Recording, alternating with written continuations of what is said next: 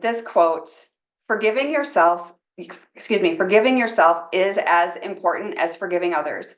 Guilt is toxic. Reliving the mistake over and over, love yourself, forgive yourself, be true to yourself. How you treat yourself sets the standard for how others will treat you. We teach people how to treat us, right? I love that quote. So, what does self forgiveness look like? What does it look like? Like everything, we need to acknowledge any wrongdoing within ourselves, whether we share that with someone or it's just between us and God. But it begins with the acknowledgement, right? So, facing that reality of past actions and just being honest and open. And we need to face the facts head on, just face the reality. And reality is hard to face sometimes, especially when we're going through estrangement or alienation. But we have to face what does our reality look like today? And then always keep that hope too. That doesn't mean it's going to look like this way forever. We just don't know. So taking responsibility is key.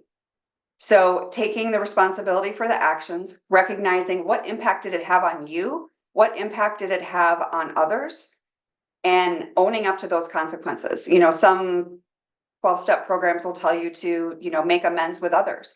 If that's what you need to do, if that's what you need to do to be able to literally make amends with someone else, whether it be in the written word or a phone call or whatever, then absolutely do that, right? Sometimes maybe that's not appropriate depending on who that person is and what they've done. But seeking God's grace overall. So for those of you with a Christian faith, self-forgiveness involves seeking God's grace and mercy, free gifts that we have from him. And it's about recognizing our imperfections and trusting his unconditional love and forgiveness. So it's literally just taking those free gifts that he gives us that many times we leave on a shelf. We forget we have them.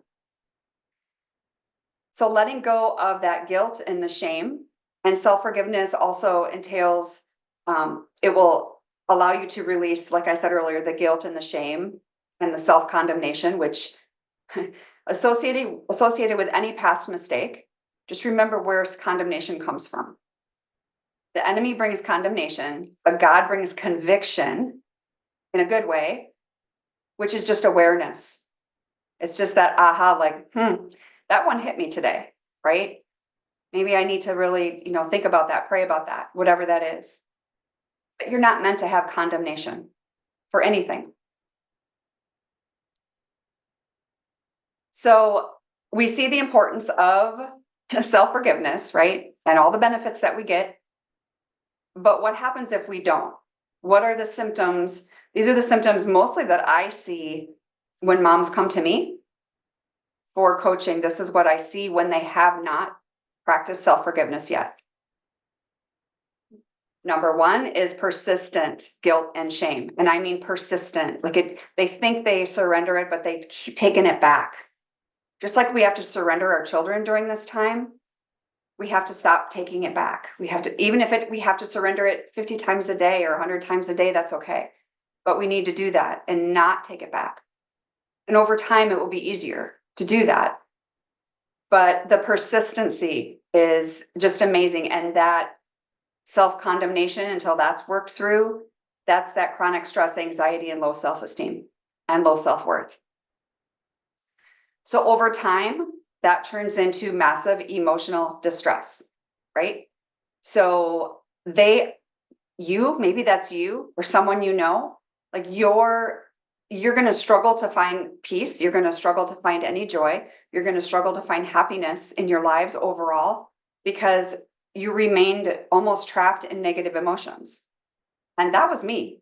I wasn't able to find any joy. I had depression, resentment, bitterness, just you name it. It was just so negative. It was so negative. And it does strain your relationships. It does all of these things because your relationship with yourself is a direct correlation to your relationship with others, which in turn will lead to conflict, misunderstandings, and distance. That's why the divorce rate is so high when you have estranged children.